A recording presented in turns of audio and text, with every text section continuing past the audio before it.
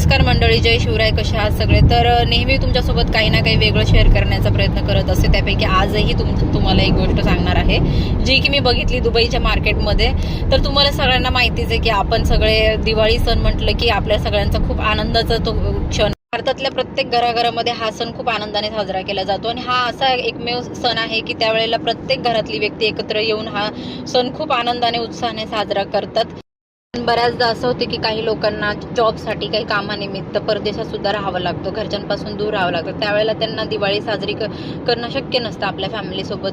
अशा वेळेला काय करायचं, तर ही बघा, ही खूप छान पद्धत आहे की इकडे सुद्धा ह्या सगळ्या गोष्टी इतके इझिली अवेलेबल असतात.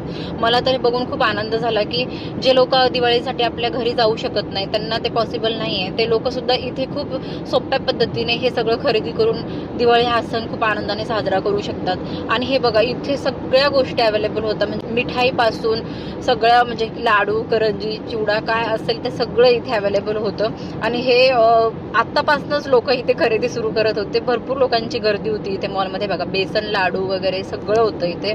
आणि अजून तर दिवाळी सुरू पण झाली नाही, 1 महिना अगोदरच हे सगळे इथे ठेवले आहेत. दुबईमध्ये एक गोष्ट चांगली आहे की इथे भारतीय लोकांना त्यांचे सण साजरे करण्यासाठी कुठल्याही प्रकारचं बंधन नसतं. मी इथे आल्यापासून बघते की इथे गणपती असू देत, नवरात्री असू देत, किंवा साऊथ इंडियन जे लोक असतात त्यांची काही सण असतात ते सुद्धा खूप चांगल्या पद्धतीने साजरे केले जातात, कुठलेही बंधन नसते. तर ही एक गोष्ट मला खूप आवडली इथे. लोक सध्या इथे दुबईत, अबुधाबीत राहतात, त्या लोकांना एक गोष्ट सांगायची आहे की तुम्हाला फराळाचं घ्यायचं असेल तर इथे लुलू सुपर मार्केटमध्ये खूप चांगलं आणि फ्रेश फराळ आहे. तर तुम्हाला घ्यायचं असेल तर तुम्ही नक्की तिथे जाऊन घ्या. आणि हे बघा, इथे बाजूलाच एक साऊथ इंडियन लोकांचे एवढे पदार्थ ठेवलेले होते. ह्यापैकी मी एकही पदार्थ याच्या आधी कधी बघितला नव्हता.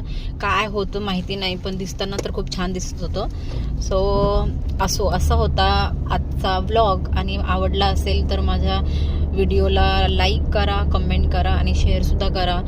अशाच नवनवीन गोष्टी तुमच्यासोबत शेअर करण्याचा प्रयत्न नक्कीच करत राहील. सो भेटूया नेक्स्ट व्लॉगमध्ये. तोपर्यंत बाय.